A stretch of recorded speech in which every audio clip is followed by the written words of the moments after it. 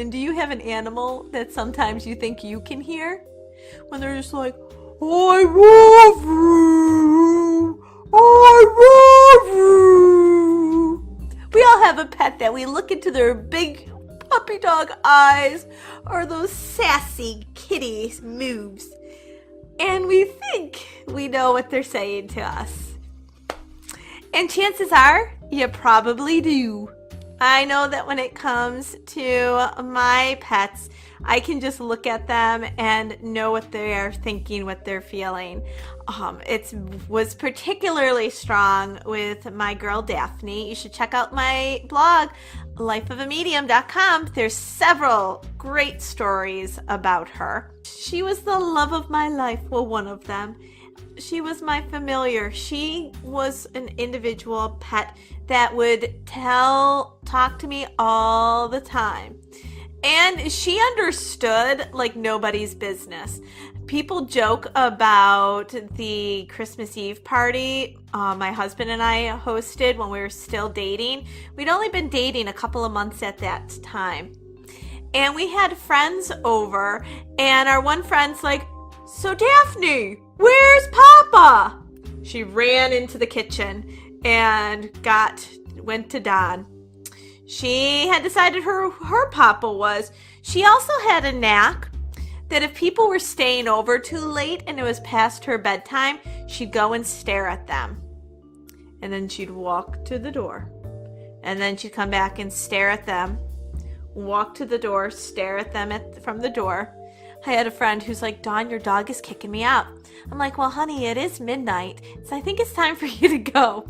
It was always a fun conversation starter there. She was a riot. It was a little bit harder, though, when it came to the time we had to put her down. She told me when it was her time. I didn't want to listen, but she told me. My other dog, Seamus, it was a lot harder to know when it was time to put him down. My intuition told me something wasn't right with him, but he was just like, Mama, I love you. I love you.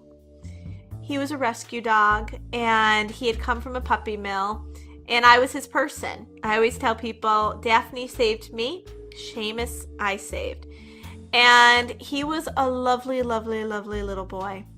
But my intuition told me the lump that was on his neck, although the doctors, 2 vets, thought that it was just an infection, my gut told me it was something more.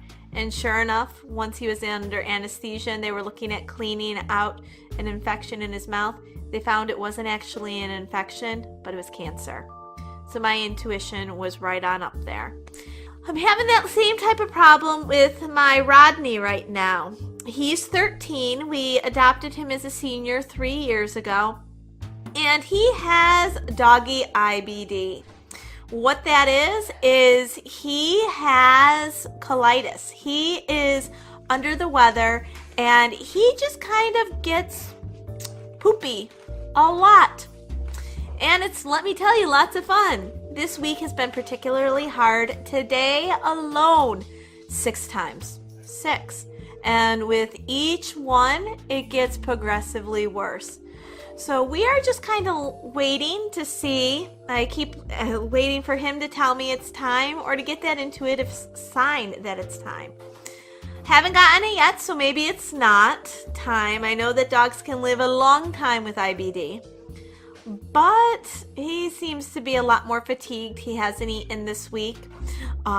He is much more lethargic than he's been in the past. So perhaps I should be listening a little bit more, because my intuition is beginning to tell me it might be time, or the time might be close. So guys, sorry for the little bit of a downer at the end. It's weighing heavy on my mind. But intuition with your animals, your pets, is so strong. They are some of your soulmates. Be it a bird, a lizard, a dog, a cat, a turtle.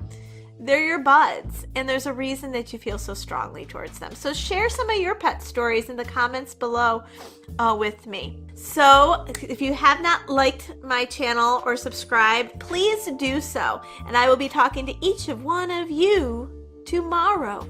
And use your intuition. Try talking to that pet. Be like, hey, bud, what's up?